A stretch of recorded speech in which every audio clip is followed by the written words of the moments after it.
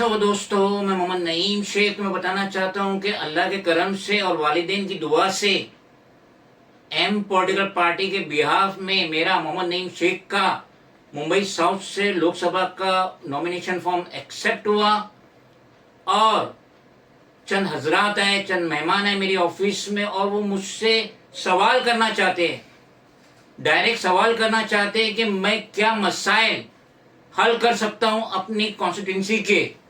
तो एक एक करके आप मुझसे सवाल कीजिए और मैं पूरी तरीके से आपको मुतमईन करता हूं। नईम सर, आपके मुंबई साउथ में अहम मसाइल क्या है जिसके बारे में आपने सोचे हल करने का?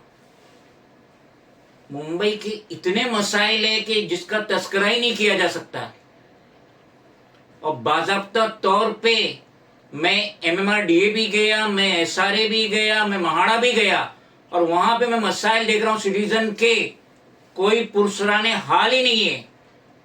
यहाँ की जो बिल्डिंग है 100 साल पुरानी, उससे प्रॉपर रिपेयरिंग का कोई सिस्टम ही नहीं है। यहाँ पे एक नया कानून आया है कि जो बिल्डिंग 30 साल से ज्यादा पुरानी है तो उसका स्ट्रक्चरल रिपोर्ट जमा करो, और अगर ये स्ट्रक्चरल रिपोर्ट जमा नहीं करेंगे BMC में, लोकल वार्ड में, तो 25,000 रुपया माहाना फाइन लगेगा उस बिल्डिंग को। तो यहाँ तो सभी 30 साल से ज्यादा पुरानी बिल्डिंग है, सबकी खस्ता हालत है। अब ये 25,000 पर मंथ, तो साल का कितना हुआ? 3 लाख रुपया। 3 लाख रुपया अगर ये BMC को फाइन भरेंगे, फिर उसके बाद असेसमेंट भी भरेंगे, पानी का बिल भी भरेंगे, घर का लाइट का बिल भी भरेंगे, तो ये सब सिटीजन के तो बाहर हो जाएगा, उनके लिमिट के बाहर हो जाएगा। नईम सर, आप देश के जो युवा है आज जो पढ़े लिखे हैं लेकिन फिर भी बेरोजगार है, अब उनके लिए क्या करोगे? जैसा कि हम जानते हैं कि PM नरेंद्र मोदी 2014 से ये वादा कर रहे हैं कि 2 करोड़ लोगों को सालाना मैं नौकरी दूंगा, और हम देख रहे हैं कि वो पूरी तरीके से फेल हो गए हैं। ना सिर्फ युवा बल्कि और भी मसाइल है। अभी मुझे फोन आया कि ये जो टाटा का कैंसर हॉस्पिटल है, पूरे हिंदुस्तान से लोग वहां आ रहे और पेशेंट मजबूर है फुटपाथ पे सोने के लिए। गवर्नमेंट की तरफ से उन्हें कोई भी बेनिफिट नहीं मिल रही है। ऐसा लग रहा है कि गवर्नमेंट ने सारा ताज टाटा के सर पे दे दिया कि आप ही सारे कैंसर पेशेंट को इलाज करो, अच्छा करो, खाना भी आप ही दो, रहना भी आप ही दो। तो मुझे पता चला कि जो पेशेंट और उनके रिश्तेदार जो पूरे हिंदुस्तान से आ रहे हैं, परेल में टाटा मेमोरियल हॉस्पिटल परेल में कैंसर का बहुत बड़ा हॉस्पिटल है, तो ना सिर्फ पेशेंट फुटपाथ पे झोपड़ा बना के रह रहे, बल्कि उनके रिश्तेदार रह रहे, और खाने का जो है कोई सिटीजन दे दिया, वरना वो भूखे ही दिन गुजार रहे। नईम सर, मैं आपसे एक चीज पूछना चाहती हूँ कि एजुकेशन के बारे में, जो मोदी जब से आया 10 साल जो इन्हें देश की इस तरीके से धज्जियां उड़ा दी है और रोजी के लिए भी लोग परेशान हैं, तो आप एजुकेशन के बारे में क्या कहना चाहते हैं सर? मैंने पिछले वीडियो में भी बताया था कि जैसा आम आदमी पार्टी न्यू दिल्ली में एजुकेशन फ्री दे रही है, 200 यूनिट तक बिजली फ्री दे रही है, पानी फ्री दे रही है, हॉस्पिटल की सुविधा फ्री दे रही है, तो उस तरीके से हमारे महाराष्ट्र मुंबई में ये बेनिफिट क्यों नहीं है? आज तक जितने भी MP बने, उन्होंने अपना ही पीठ मजबूत की, अपनी फैमिली की पीठ मजबूत की, लेकिन इन मसाइल से, यानी कि उसकी कॉन्स्टिट्यूंसी में जो लोग रह रहे उसके लिए ना 200 यूनिट लाइट फ्री है, ना पानी फ्री है, ना हॉस्पिटल फ्री है, ना एजुकेशन फ्री है। तो इस तरफ तो ध्यान देना चाहिए। जिस तरीके से अरविंद केजरीवाल ने दिल्ली में ये बेनिफिट दी, तो हम हमारे कॉन्स्टिट्यूंसी में भी ये बेनिफिट फ्री ऑफ कॉस्ट देंगे। नईम सर, एक चीज और आपसे पूछना चाहती हूँ, जब से ये बीजेपी जात धर्म को लेके बहुत सी जगह, आपको भी पता है सर के लड़ाई झगड़े हर जगह होते, तो इसके बारे में आपका क्या इरादा है? देखो, अगर देश की तरक्की करना है तो ये सब फालतूगिरी नहीं करना चाहिए। चाहे वो हिंदू रहे, चाहे वो मुसलमान रहे, वो देश के सिटीजन है और इस देश की तरक्की के लिए सबका योगदान रहना चाहिए। हम देख रहे हैं, इलेक्शन में भी देख रहे हैं, हमारे PM हिंदू मुस्लिम कह रहे हैं। जब पहले कहते थे कि वो लैंड जिहाद है, लव जिहाद है, अब वो कह रहे वोट जिहाद है। मुसलमानों को घुसपैठिया कह रहे हैं। वो कह रहे कि कांग्रेस अगर सत्ता में आ गई तो आपकी 2 भैंस में से 1 भैंस दे देंगी मुसलमानों को, आपका जेवर लेके मुसलमानों को दे देंगी, आपका जो कोटा है वो मुसलमानों को दे देंगी। तो पीएम इतने बेसलेस बातें कर रहे हैं इतनी ऊंचे ओहदे पे रहने के बाद, जो कतई नहीं होना चाहिए। सर महंगाई को कंट्रोल करने के लिए आपकी क्या स्ट्रेटेजीज होगी?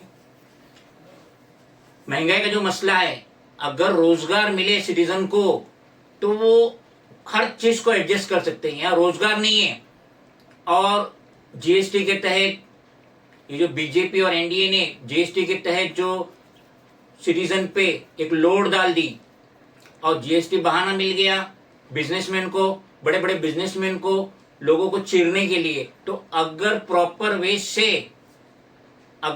वे से जो देश में इनकम हो रही है, 2 लाख करोड़ की सालाना इनकम है देश में, और सही तरीके से अगर वो पैसे को यूटिलाइज करे तो महंगाई पे कंट्रोल होगा। लेकिन हो रहा क्या है, पीएम नरेंद्र मोदी अपना दिल जो खोल के निछावर कर रहे हैं गौतम अदानी और मुकेश अंबानी को, तो जिसकी वजह से जो बेनिफिट सिटीजन को मिलना चाहिए था, महंगाई पे कंट्रोल होता था, सब्सिडी देते थे, तो कई सब्सिडी तो खत्म कर दी, हज की भी सब्सिडी खत्म कर दी। पहले जब हम हज किए थे 2010 में और हज कमेटी ऑफ इंडिया से गए थे, तो एयरपोर्ट पे हमें 2600 रियाल वापस मिले थे और उस टाइम पे शायद 15-16 रुपया रियाल था, तो पैसा हमको मिला था। अब वो भी खत्म कर दिए। तो अगर सब्सिडी देंगे और इनकम का प्रॉपर वे से इस्तेमाल करेंगे, ना कि सिर्फ ये 2 चहीतों को देंगे, तो महंगाई पे ऑटोमेटिकली कंट्रोल हो सकता है। नहीं सर, मोदी जी ने ये भी कहा था कि बेटी बचाओ बेटी पढ़ाओ, तो आपका इस मसले में क्या कहना है? मोदी जी ने ना जाने क्या क्या फेंके थे, अब उनका तस्करा करना ये वेस्टिंग ऑफ टाइम है, क्योंकि उनके जाने का वक्त आ गया है और मुश्किल से 28-30 दिन रह गए मोदी जी को दिल्ली की गद्दी खाली करने में। तो बेटी बचाओ, बेटियों की अहमियत है। अगर बेटी नहीं रहेंगी तो जनरेशन कैसे बढ़ेंगी? बेटी नहीं रहेंगी तो जनरेशन बढ़ ही नहीं सकती। तो मोदी जी ने जितने भी वादे किए सब उनके बेबुनियाद थे, बकवास थे, बेसलेस थे। इसके लिए अब उनकी रुखसती का टाइम आ चुका है। नईम सर, आप सिटीजन की फलाह और बहबूद के लिए क्या क्या करना चाहते हैं? मेरे दिल में तो इतनी अरमान है सिटीजन की फलाह बहबूद के लिए कि मैं बयान नहीं कर सकता। अब सबसे पहले ये देख लीजिए कि पहले पहल 60 इयर्स के ऊपर के जो सिटीजन थे उनको रेलवे में 50% का डिस्काउंट था। अगर वो गांव जाना चाहते तो उनकी 50% टिकट का कम अमाउंट रहता था, लेकिन मोदी जी ने उसे खत्म कर दिए। अब एक रेलवे का एम्प्लॉई है, ड्यूरिंग द सर्विस के दरमियान उसको रेलवे की सुविधा फ्री है। वो फर्स्ट क्लास में भी आराम से घर जा सकता है और साल में 2 दफा उसको शायद अपने गांव जाने के लिए भी टिकट फ्री मिलती है।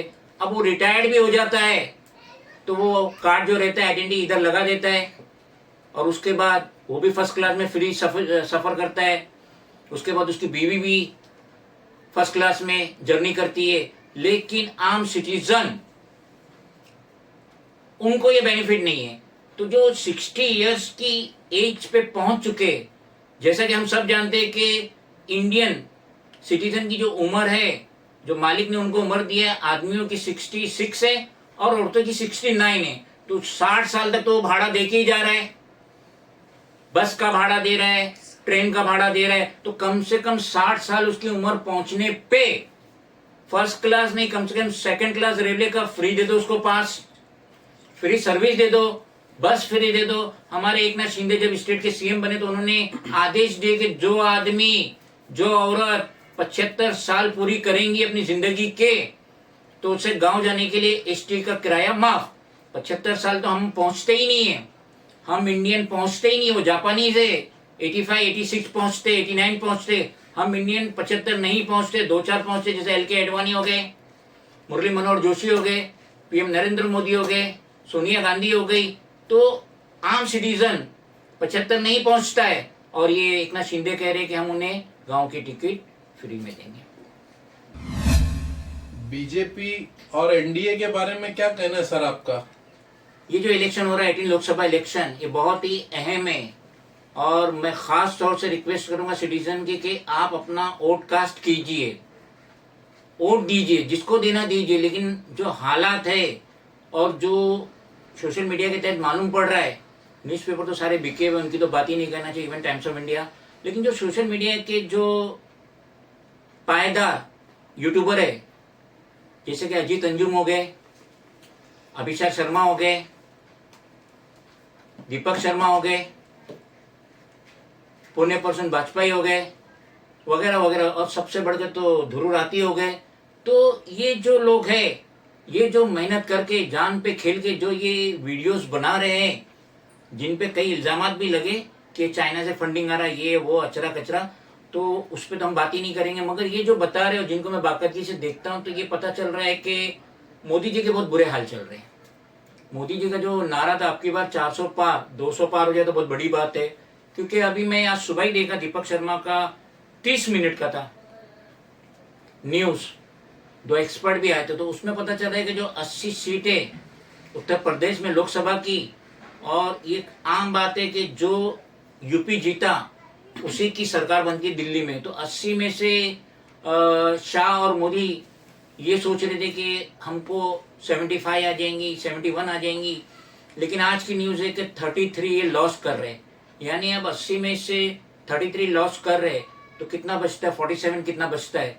तो मोदी के बहुत बुरे हाल चल रहे हैं, बीजेपी के बहुत बुरे हाल चल रहे हैं, क्योंकि उत्तर प्रदेश में अमित शाह और योगी के बीच में बहुत सर्द जंग हो रही है। तो पलड़ा इस वक्त इंडिया अलायंस का भारी है, और एंटी कंकरेंसी भी चल रही है एनडीए के खिलाफ, बीजेपी के खिलाफ। कोई लहर नहीं है मोदी की। और यहाँ पे जो राहुल गांधी ने करीब 10,000 किलोमीटर भारत जोड़ो यात्रा करे, तो उससे उनका ग्रेड मर्तबा रुतबा बहुत ज़्यादा बढ़ गया। और उनके साथ 28 पार्टीज है। कौन है? शरद पवार की एनसीपी है, उद्धव बाला साहब ठाकरे की शिवसेना है, समाजवादी पार्टी है, लेफ्ट भी है, फारूक अब्दुल्ला भी है, डीएमके भी है, और ये सब कद्दावर है। और इनको मालूम है, अगर हम एक साथ होके, आम आदमी पार्टी, केजरीवाल, हम अगर एक साथ होके फाइट नहीं करेंगे एनडीए के खिलाफ, तो हम बिखर जाएंगे, टूट जाएंगे। और अगर अब की बार मोदी आ गया, थर्ड टर्म मोदी आ गया 2024 में, तो ये सब समझ रहे थे कि अगला इलेक्शन ही नहीं होगा और मोदी पूरा डिक्टेटर बन जाएगा, मोदी कॉन्स्टिट्यूशन में चेंजेस कर देगा, मोदी जितनी भी कोटा है पिछड़े तबकों का खत्म कर देगा। तो ये सबको एहसास था, इसके लिए सब आपसी रंजिश छोड़ के एक हुए। इसलिए इंडिया अलायंस के बहुत ही ज्यादा जीत के चांसेस है, इनकी बहुत ही ज्यादा सीट आएंगी, और हम समझते हैं कि राहुल गांधी देश के अगले प्राइम मिनिस्टर होंगे।